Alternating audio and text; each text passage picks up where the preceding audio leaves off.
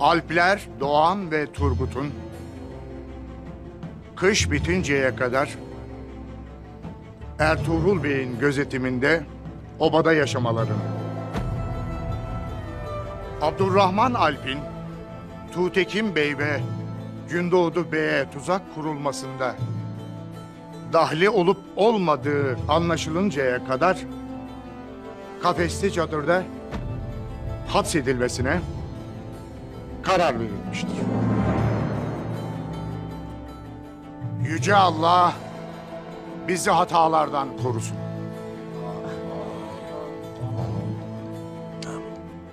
Toy'un kararlarını yerine getirecek güç versin.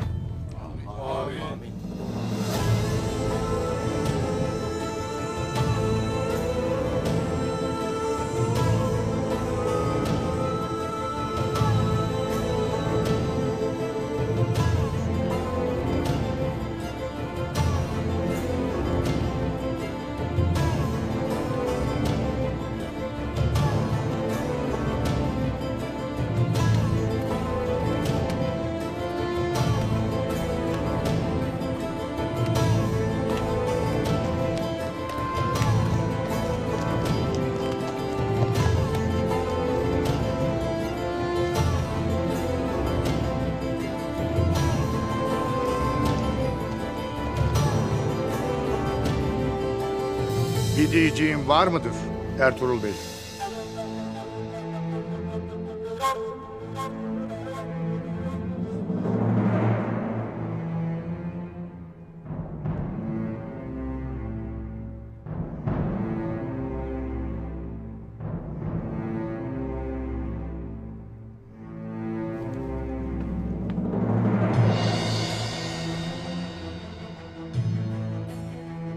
Süleyman Şahoğlu Ertuğrul,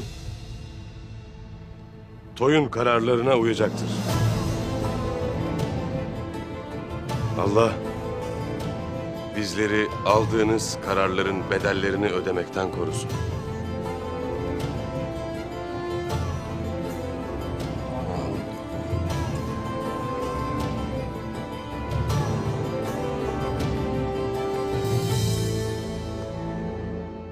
Lakin şu da bilinsin ki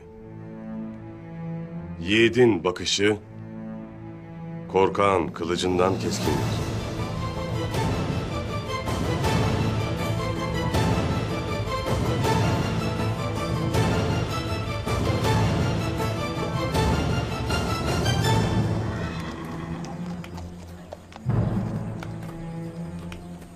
Ne vakit bitecek bu toy? Hem sen niye katılmadın bu toya? Ertuğrul Bey'im sayesinde obaya zor girdik. Toya nasıl katılacaktım? Doğan. Nedense bu toydan hiç hayırlı haber beklemem kardeş. Ağzını hayra aç Turgut kardeş.